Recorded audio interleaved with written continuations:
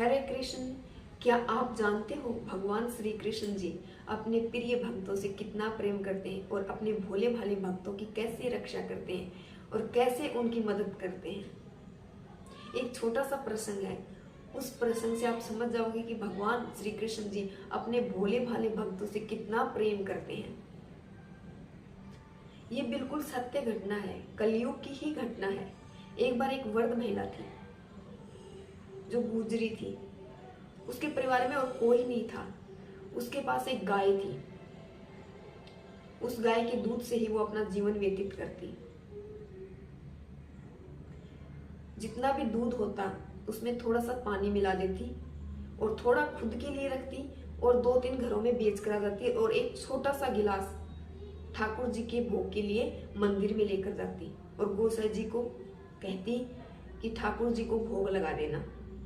और गोसाई जी बड़े ही प्रेम से ठाकुर जी को भोग लगाते और ठाकुर जी में बड़े प्रसन्न होते। एक दिन क्या हुआ, जब वो वृद्ध महिला दूध में पानी डाल रही थी तब पानी के साथ छोटी मछली भी दूध में चली गई। अब वो दूध लेकर ठाकुर जी के मंदिर जाती है और गोसाई जी को आवाज देती है कि दूध आ गया, ठाकुर जी का पात्र ले आओ। अब गोसाई जी पात्र लेकर आते हैं। जैसे ही वृद्ध महिला दूध उड़ेलती है तो मछली भी दूध के साथ उस पात्र में चली जाती है और गोसाई जी ये चीज देख लेते हैं। अब गोसाई जी वृद्ध महिला को फटकार लगाते हैं, कहते हैं कि तुम ठाकुर जी के दूध में पानी डालती है। पानी तो सही, आज तूने मछली भी डाल दी। आज के बाद तेरा लाया हुआ दूध ठाकुर जी को नहीं चढ़ेगा। आज के बाद इस दूध का भोग हम नहीं लगाएंगे, ये हमारी आज्ञा है। आज के बाद तू कभी मत दूध लेकर आना। और वृद्ध महिला को बड़ा कष्ट हुआ। वृद्ध महिला मन ही मन सोच रही थी कि आज मेरे को गोसाई जी ने नहीं डांटा, मेरे को ठाकुर जी ने डांट दिया। अरे क्या होता, ठाकुर जी गोसाई जी को कहकर छनवा भी तो सकते थे दूध में। अगर मछली गिर गई तो मेरे को डांट लगाने की क्या जरूरत थी। मैं तो गरीब वृद्ध महिला हूँ, जैसे तैसे अपना गुजारा करती हूँ, फिर भी भोग के लिए दूध लेकर आती हूँ और ये सेवा भी मेरी बंद करवा दी। ये तो मेरे साथ बहुत बुरा किया। कोई बात नहीं, अगर आज के बाद मेरे दूध का भोग नहीं लगेगा तो मैं भी आज के बाद कुछ भी नहीं खाऊं पीऊंगी। वृद्ध महिला ने अनाज भी छोड़ दिया और पानी पीना भी बंद कर दिया। अनशन पर बैठ गई और ठाकुर जी को कोस रही पूरे दिन। अरे इतने, मैं तो एक गरीब वृद्ध महिला हूँ और ठाकुर जी के तो इतने सेवक हैं। किसी को भी बोल देते, अगर छोटी मछली चली गई तो बोल देते कि दूध को छान लो, छनवा भी तो सकते थे, लेकिन नहीं, मेरे को फटकार लगा दी। आज तो मेरे से इतना बुरा बर्ताव किया, मेरे पे वाणी का प्रहार किया। अब पता नहीं वृद्ध महिला क्या क्या बोल रही है। तभी अचानक एक द्वार पर एक संत आते हैं और वो कहते हैं राधे राधे। तो वृद्ध महिला सोचती कोई आया है, तो जाकर देखती है तो प्रणाम करती है। तो वो संत महाराज कहते हैं कि अभी तो संध्या आरती भी हो गई है और मंदिर के पट भी बंद हो गए हैं, क्या मैं आपके यहाँ विश्राम कर सकता हूँ? मेरे को सुबह ठाकुर जी के दर्शन करने हैं, मैं सुबह चला जाऊंगा। अब वृद्ध महिला कहती है वैसे भी इतना बड़ा घर है, इसमें कोई रहता तो है नहीं, आप भी आराम कर लो। अब वो संत महाराज अंदर आ जाते हैं। अब थोड़ी सी देर बाद संत महाराज कहते हैं कि मैया बड़ी जोर की भूख लगी है, कुछ खाने को है तो दे दो। अब वृद्ध महिला कहती है कि खाने को तो आज कुछ नहीं बनाया मैंने, आज मैंने कुछ बनाया ही नहीं, अपने लिए भी नहीं बनाया, तो खाने को तो कुछ है ही नहीं। क्योंकि वृद्ध महिला तो अनशन पर बैठी थी ना ठाकुर जी को मनाने में। अब साधु महाराज कहते हैं कि मैया भूख तो बहुत जोर की लगी है, पर आज तो लगता है भूखा ही सोना पड़ेगा। फिर वापस साधु महाराज कहते हैं कि मैया कोई दूध हो उसी से भी काम चला लूंगा, वो ही दे दो। अब वृद्ध महिला कहती है साधु महाराज जी से कहती है कि महाराज दूध तो है लेकिन ये अशुद्ध है, क्योंकि वो मछली वाला दूध फेंका नहीं था वृद्ध महिला ने, वो वैसे के वैसे रख रखा था। बोले कि दूध तो रखा है लेकिन ये अशुद्ध है। तो संत महाराज कहते हैं कैसे? बोले कि मैं मंदिर लेकर गई थी पर मेरा ध्यान गया नहीं, इसमें छोटी सी मछली गिर गई तो मेरे को गोसाई जी ने बहुत डांटा, और आज से मेरा मंदिर में जाना भी बंद कर दिया और मेरे दूध का भोग लगाना भी बंद कर दिया। तो अब संत महाराज कहते हैं कि मैया मेरे को तो यही दूध दे दो। अब वृद्ध महिला कहती है कि महाराज ये अशुद्ध है, इसमें मछली गिर गई है। तो साधु महाराज कहते हैं कि वैसे मेरे प्राण निकल जाएंगे भूख के कारण, जैसा भी है मेरे को तो वैसा ही दे दो। तो वृद्ध महिला ने वो दूध दे दिया। अब साधु महाराज ने वो दूध पी लिया। अब साधु महाराज कहते हैं वृद्ध महिला से कि मैया सुबह हमारे को मंगला आरती में जाना है, अब आप भी विश्राम कर लो और मैं भी विश्राम कर लेता हूँ। तो एक कोने में तो साधु महाराज विश्राम कर रहे, एक कोने में वृद्ध महिला। वृद्ध महिला को थोड़ा थोड़ा सा मन में भाव आया कि ये साधु महाराज हमारे अतिथि के रूप में यहाँ आए और साधु संत हैं, ये विश्राम कर रहे हैं, क्या पता इनको ठंड लग रही हो।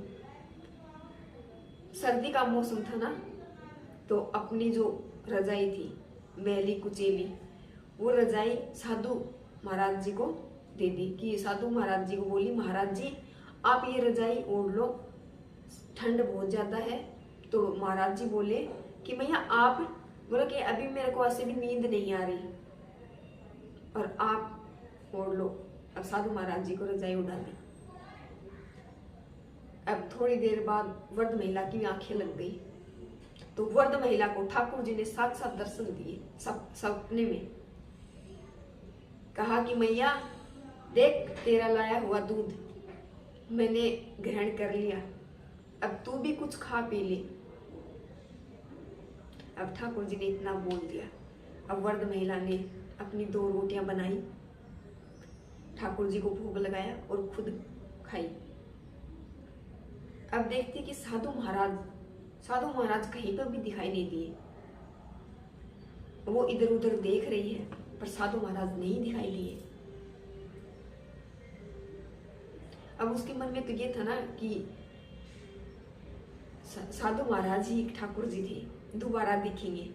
अब साधु महाराज नहीं दिखे तो वो जल्दी सी मंदिर में जाती है और गोसाई जी से कहती है कि गोसाई जी मंदिर के द्वार बंद थे, मतलब पट बंद थे, तो पट के लिए बोलती है कि पट खोलो, मेरी रजाई खो गई, मेरी रजाई खो गई। अब गोसाई जी कहते हैं तू दूध का काम करती थी क्या, अब तू रजाई कम्बलों का भी काम करने लग गई क्या?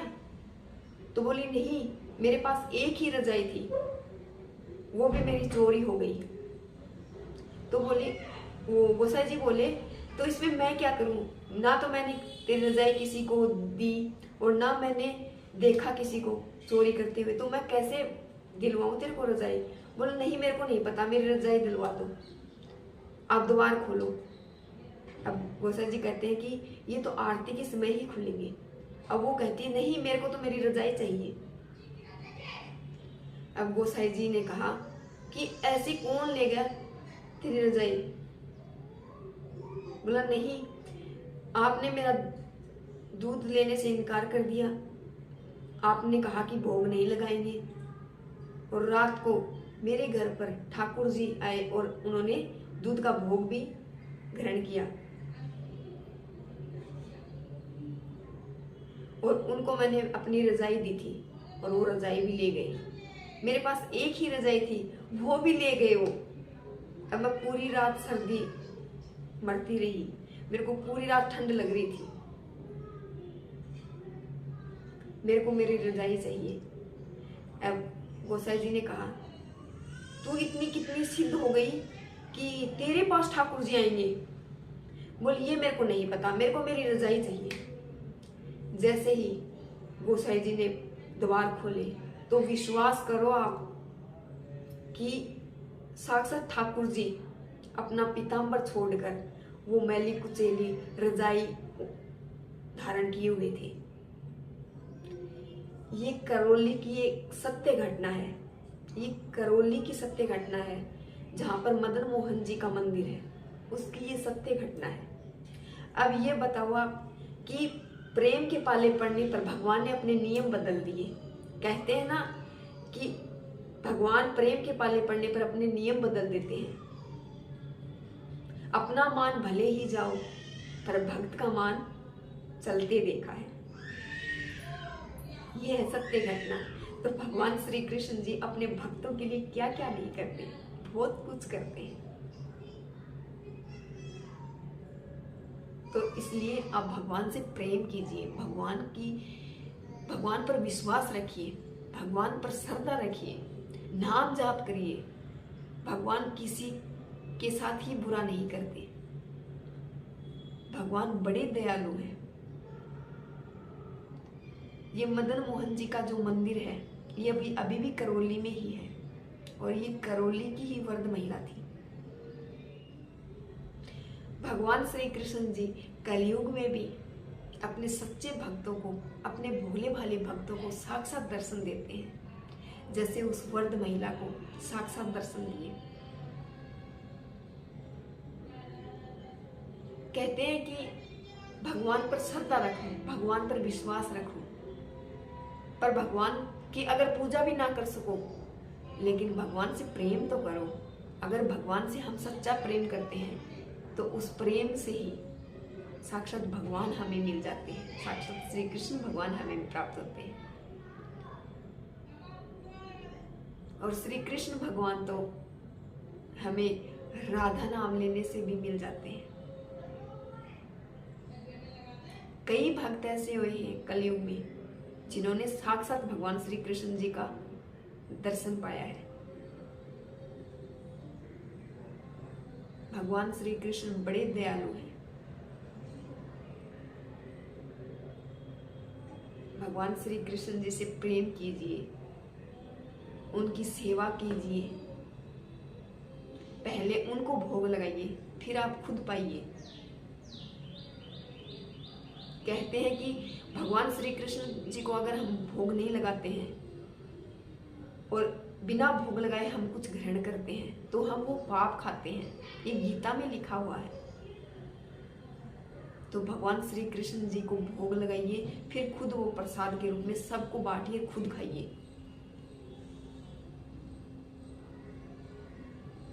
देखना, जो भगवान श्री कृष्ण जी की जो प्रसाद बन जाती है, वो हर रोग नष्ट करती है, हर पीड़ा नष्ट करती है, हमारा उद्धार कर देती है। राधे राधे।